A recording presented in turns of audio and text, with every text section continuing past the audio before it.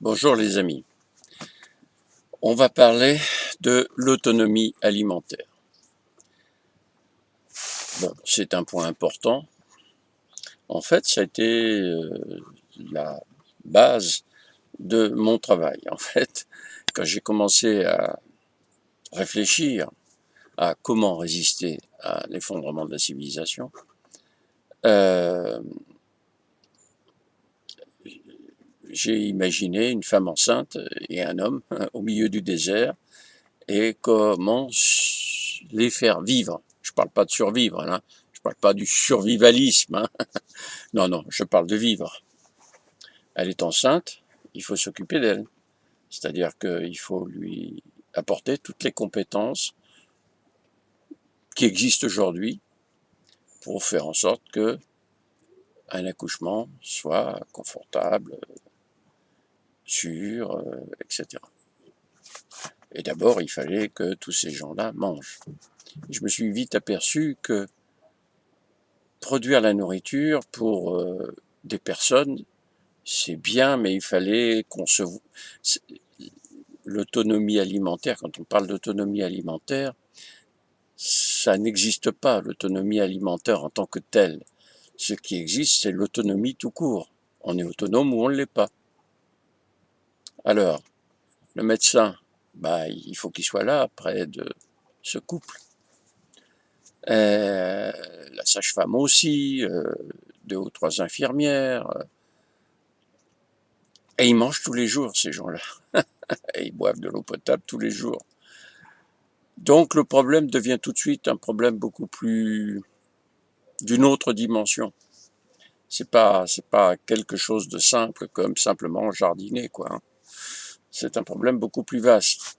Et très vite, on se rend compte que ce problème est très vaste. En fait, c'est une civilisation, simplement, quoi. Hein. C'est pas du tout avoir un jardin, etc. Cultiver ses légumes et puis prétendre que on cultive ses légumes pour toute la famille, ça n'a pas de sens. C'est pas pour toute la famille qu'il faut produire les légumes, c'est pour toute une communauté. Communauté au sens de compétences, compétences suffisantes pour faire vivre la communauté. Hein. Ça, c'est beaucoup plus compliqué, je dirais. Hein. Et c'est toute la base de la conception des fermes de la vie. En fait, les fermes de la vie, bon, après divers calculs, pour avoir les compétences minimum pour qu'une communauté vive, c'est 500 personnes. Mais ça suffit pas. C'est-à-dire que il faut bien d'autres compétences qui ne peuvent pas être dans ce groupe de 500 personnes. Mais il faut que ce groupe de 500 personnes soit suffisamment autonome pour exister tous les jours, toutes les semaines, tous les mois, toute l'année, tous les ans, n'est-ce pas? Voilà. Donc c'est quelque chose qui est très différent de ce à quoi 99,99% des gens pensent. Hein, parce que c'est essentiellement un problème de compétence. Autrement dit, l'autonomie alimentaire ne se conçoit que lorsque toutes les compétences sont rassemblées et que les aliments produits nourrissent toute cette assemblée de compétences. J'espère que vous comprenez que c'est relativement simple. Donc 500 personnes, chez nous, il y a 30 à 40 personnes qui sont affectées à la production de ces aliments et il faut rajouter une vingtaine de personnes qui s'occupent de la cuisine, des conserves, etc. Donc en gros c'est 40 à 60 personnes, ça dépend des périodes, qui donc s'occupent de nourriture et d'eau. Et quand je dis et d'eau, c'est juste la partie potabilisation et distribution de l'eau sur le terrain, parce que les problèmes de l'eau sont beaucoup plus vastes que ça aussi. Alors, comment comprendre ce que fait les fermes de la vie par rapport à ce qui existe maintenant? Maintenant, nous n'avons strictement aucune autonomie alimentaire. Notre beau pays, la France, il y a 30 ans de ça, était exportatrice nette en termes d'aliments. C'était d'ailleurs une de nos références en matière d'exportation. Et puis j'ai l'impression que ça a un petit peu dérivé, qu'on produit surtout des produits comme le blé, le maïs, etc., qui évitent d'importer ou qui sont exportés. En tous les cas, qui rentrent beaucoup dans le fonctionnement du système financier et qu'on s'est assez peu préoccupé du problème du système digestif des gens, quoi. Alors, donc on était exportateur net, maintenant on importe 30% des fruits, des légumes, pardon, 50% des fruits, 70% de la volaille, et puis bon, en matière de viande, alors là c'est assez catastrophique, mais enfin bon, c'est pas un élément pertinent en ce qui concerne l'alimentation, pour moi en tous les cas. Je veux dire, on peut ne pas manger de viande rouge, c'est pas ça qui va poser beaucoup de problèmes. Les protéines, on les retrouve dans les viandes de volaille, à la limite de porc, et puis des animaux comme les chèvres et les moutons, qui eux sont élevés dans les fermes. Alors voilà, dans les fermes, qu'est-ce qu'on fait? On a 1000 mètres carrés de légumes qui sont capables de produire la plupart des légumes riches, je dirais, euh, pour, disons, pour 1000 personnes quand tout va bien, mais enfin, tout va jamais toujours bien. Il y a toujours des soucis. Donc, pour 500 personnes, ça posera aucun problème. On est capable de produire des légumes. On le voit cette année, par exemple, hein, beaucoup de tomates faites par des apprentis jardiniers ont été attaqués par le mildiou à cause de l'humidité essentiellement. Et quand vous interrogez une vieille cultivatrice comme celle que j'ai rencontrée il y a 2, 3 jours, ah bah oui, alors les Parisiens, ils cultivent des tomates et ils font pas les traitements qu'il faut. Alors c'est vrai qu'il faut faire des traitements au cuivre, voilà, enfin ce qu'on appelle la bouillie bordelaise. Et, et eux, ils ont des tomates, hein. Voilà. Alors, ça veut dire qu'il faut prévoir un traitement. Ça me fait mal, mais il faut tout de même pas oublier que nous, on fait de la culture pour faire vivre les gens. Non, mais directement, quoi. Ils sont là, ils attendent, hein. Ils attendent la tomate, quoi. D'ailleurs, ils font le tour du jardin pour voir ce qu'il va y avoir à manger dans les jours qui viennent, hein. Manger, c'est très important. Et surtout dans ces périodes-là où il y a plein de gens qui meurent de faim dehors. Bon, ça ne durera pas trop parce que ils sont assez rapidement morts de faim ou d'autres choses, mais de choses qui sont déclenchées par le manque de nourriture. Voilà. Donc, 1000 mètres carrés pour produire les légumes. Alors certains me disent non, mais c'est rien, c'est pas une surface ridicule pour cultiver pour 1000 personnes. Ben oui, mais enfin, il y a il y a des expériences qui ont été faites, hein. Moi, je me suis appuyé sur 3 grandes expériences. D'abord, le bec et loin, et l'étude de l'INRA qui a été faite sur le bec et loin pendant 4 années, 5 années même, mais disons 4 années pertinentes. Parce que le bec et loin, les 3 premières années, ils n'ont pas produit grand-chose, hein. C'était difficile. Et chez nous aussi, ce sera difficile les 3 premières années, hein, tout simplement parce que les terres sont complètement pourries, complètement... euh, enfin, vous mettriez des petites billes de verre, ça serait pareil, quoi. Il n'y a rien, il n'y a pas de nutriments, il n'y a pas... ou tellement peu que...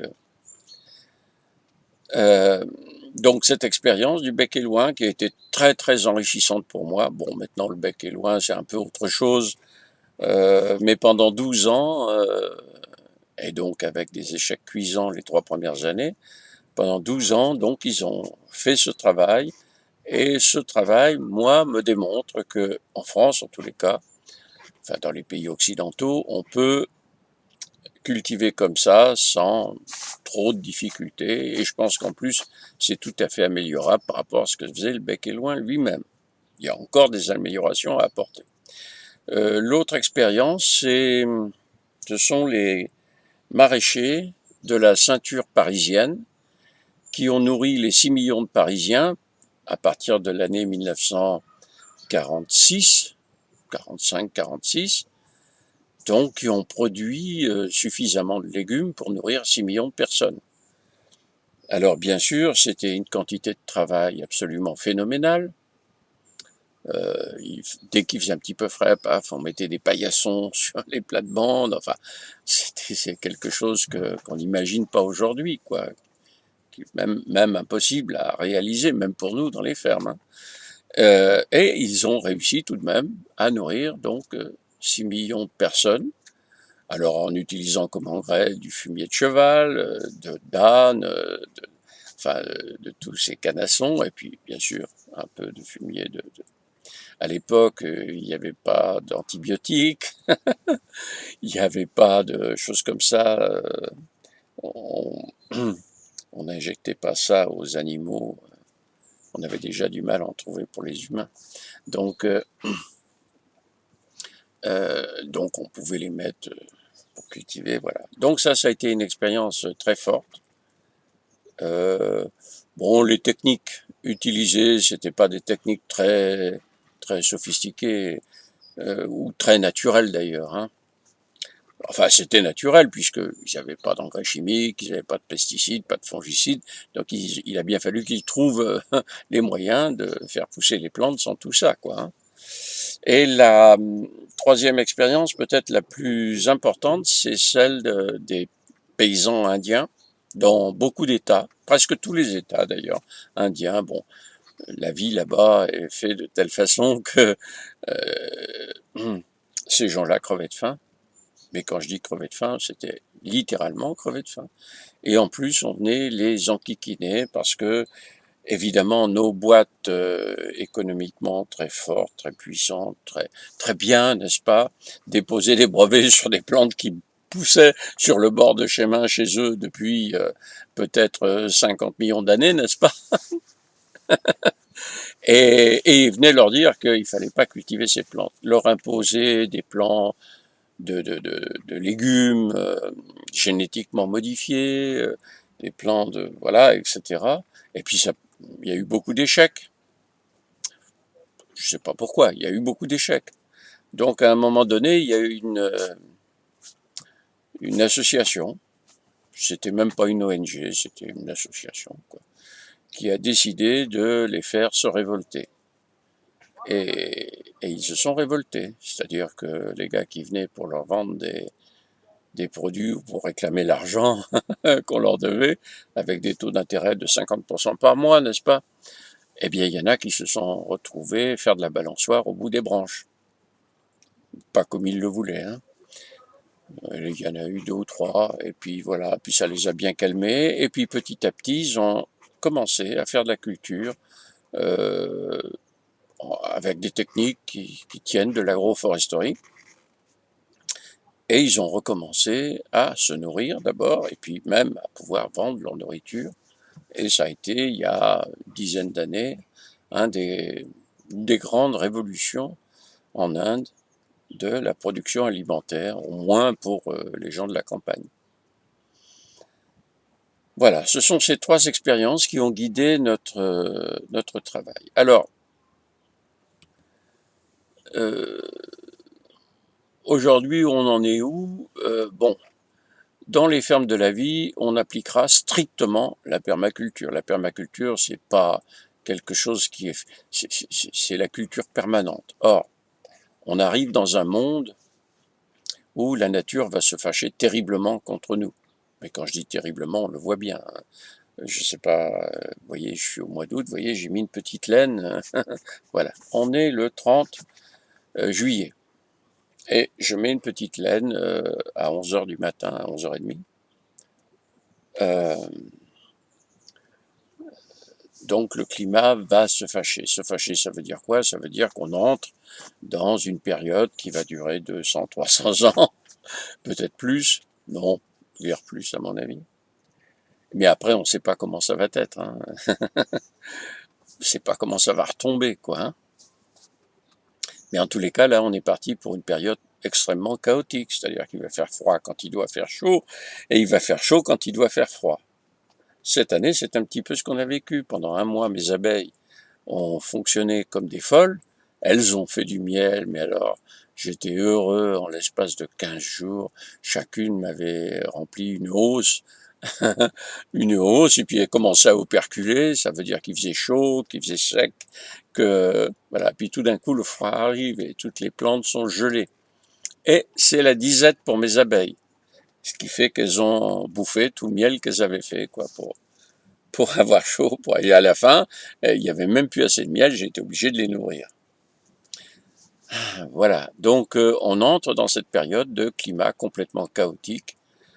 Ça va porter préjudice à la vie de beaucoup d'animaux, de beaucoup de plantes. Ça pose, c'est pas parce qu'il fait froid que c'est pas sec. La sécheresse est là, moins que les 5 dernières années qu'on vient de voir, mais quand même si les nappes phréatiques sont hautes. C'est des paradoxes comme ça qu'on comprend pas bien. Voilà, donc en tous les cas, dans les fermes de la vie, on va produire des légumes suffisamment pour, disons, 700-800 personnes. Ça veut dire qu'on va faire beaucoup de conserves en lactofermentation parce que c'est ce qui demande le moins d'énergie. Ça demande de transporter le sel, enfin de récolter et de transporter le sel, ce qui est déjà pas mal en termes d'énergie. Mais enfin, ça n'a rien à voir à faire bouillir des bassines d'eau pour stériliser, etc. Bon, puis il y a le fumage, des viandes notamment, et puis il y a le séchage des plantes. Là, le soleil fait le boulot à notre place. C'est tout à fait agréable et facile. Euh, une ferme de la vie, donc de 500 personnes. Donc je l'ai dit, il y a 40 à 60 personnes qui travaillent pour la ferme, pour la nourriture, pardon, dans la ferme, donc pour nourrir ces 500 personnes en permanence. Et assez rapidement, j'espère au bout de 2 ans, on aura la nourriture suffisante pour nourrir ces 500 personnes pendant 1 an d'avance. Hein, d'avance avec les conserves. Il faut ça parce que les fermes de la vie vont devoir apporter de la nourriture aux gens qui se comportent bien au moment du grand chambardement. Donc à ce moment-là, il y a 2 solutions, soit on tire dans le tas, soit, soit on propose aux gens de eux-mêmes construire une ferme de la vie, et puis obtenir ainsi par eux-mêmes leur nourriture et ne plus la mendier. Donc il va falloir les soutenir, les aider au moins pendant 2 ans de manière assez forte, et donc il faut être capable de les nourrir. Donc voilà, c'est une des façons qu'on a de, à la limite, c'est pas seulement par bonté d'âme, hein, bonté d'âme vis-à-vis de gens qui souvent nous ont mis des bâtons dans les roues pour exister maintenant, qui n'ont rien fait pour prévoir le futur. Il n'y a pas à avoir beaucoup de bonté d'âme. Mais bon, euh, l'humanité, on doit avoir le plus grand respect pour la vie des humains, et ceux qui ne veulent pas attenter à la nôtre de vie, eh bien, on va les aider. Hein. Disons que la faute, qui est extrêmement grave, ça confie nos crimes, hein, cette histoire, la faute qui est de ne pas avoir préparé son futur.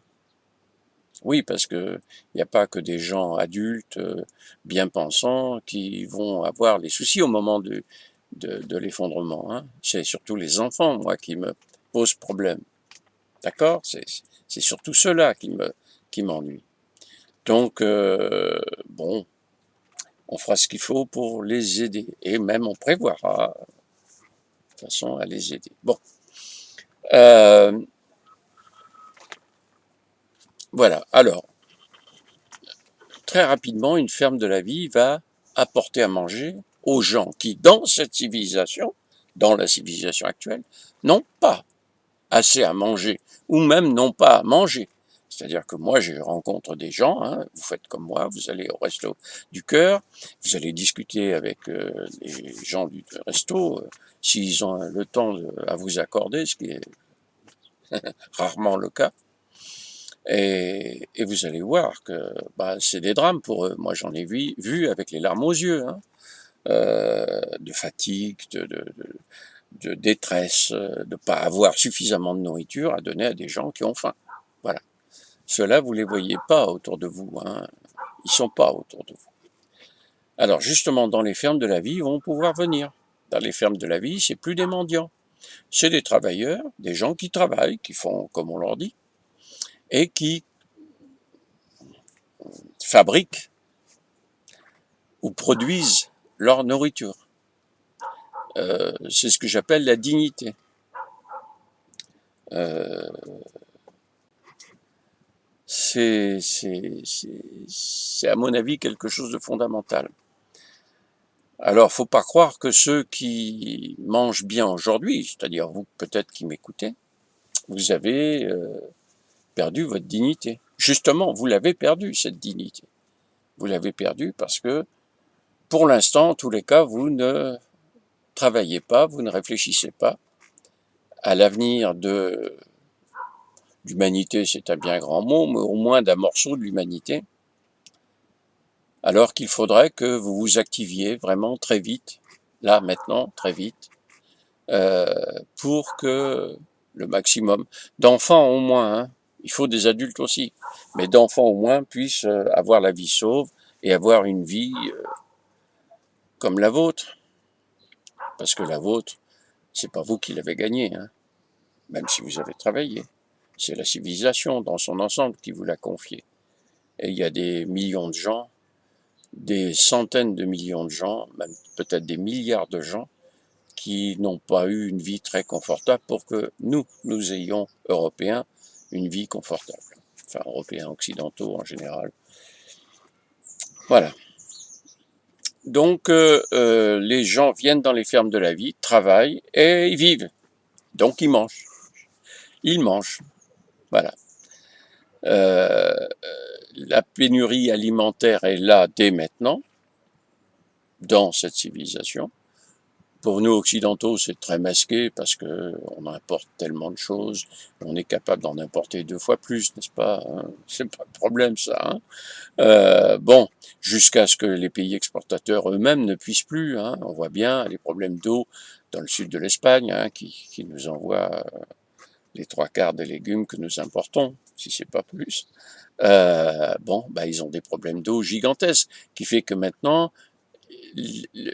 les solutions à leurs problèmes d'eau pour les cultures, euh, en partie, c'est de priver les gens qui sont un peu plus au nord, jusqu'à Tolède et Madrid, de certaines quantités d'eau. Bon, quand ça arrivera à nous, il y aura vraiment des problèmes. Non, mais c'est pas la pénurie alimentaire en elle-même qui va déclencher le grand drame, en tous les cas dans nos pays, dans notre civilisation, en France. C'est pas ça. C'est bien d'autres choses. C'est des problèmes économiques essentiellement. Vous voyez, je parle même pas du climat, hein. C'est des problèmes économiques qui nous arrivent à très grande vitesse, pour lesquels il n'y a pas de solution. Pour lesquels il n'y a pas de solution. Et c'est même pas vraiment des problèmes économiques en eux-mêmes. La racine, c'est le comportement des humains, de certains humains. C'est ça qui pose problème. Et ça va pas arrêter demain, hein. Ces gens-là, ils mangent tous les jours à leur faim, ils n'ont pas de problème, ils ont juste des ambitions, ils veulent du pouvoir et de l'argent, ils en veulent, ils en veulent, ils en veulent, et c'est comme une drogue, ils en ont jamais assez. C'est ça les problèmes. Et c'est de ça dont qui va faire disparaître cette civilisation. Voilà, enfin, à moins d'un miracle, quoi, hein, mais moi je crois pas beaucoup au miracle. Les problèmes vont se présenter pour nous, je pense, bon, ils vont commencer à être pertinents, percutants, après l'élection présidentielle. Jusqu'à l'élection présidentielle, on fait du quoi qu'il en coûte. Quoi qu'il en coûte, on fait ce qu'il faut, quoi. Et il y a un moment où on va arrêter de faire le quoi qu'il en coûte. Parce que le quoi qu'il en coûte risque de coûter beaucoup plus cher que, que ce qu'il rapporte actuellement, quoi, hein. C'est-à-dire que les billets de banque risquent d'être équivalents à des billets de Monopoly, quoi. Donc ça, après l'élection présidentielle, le prochain président étant élu, ce sera peut-être le même, hein, j'en sais rien moi. Hein. Tout est possible, hein. Tout est possible. Et là, ce ne sera pas de sa faute s'il est élu. Hein. Ça sera bien ceux qui auront mis le bulletin dans l'urne qui l'auront décidé. Donc voilà, après, bon, ben, les choses vont forcément changer. Mais elles changent déjà. Hein. Vous savez, le président, il nous a dit 6% d'augmentation du PIB en 2021. Comment c'est possible quand, dans le même temps, il fait tout ce qu'il faut pour qu'on ait 10% de PIB en moins? Hein? Et ça, c'est des lois qu'il a contresignées. Il a signé 60% de diminution des gaz à effet de serre avant 2030. C'est une très très bonne chose. Moi, j'ai pas de critique à apporter à ça, si ce n'est que c'est pas 60% qu'il faut, c'est 80 ou 90%. Mais bon, admettons 60%. Les députés européens ont décidé que c'était 57 et même 55 avec 2% sur les absorptions. Bon, les absorptions, faut oublier. Tous les systèmes de régulateurs du CO2 sont saturés.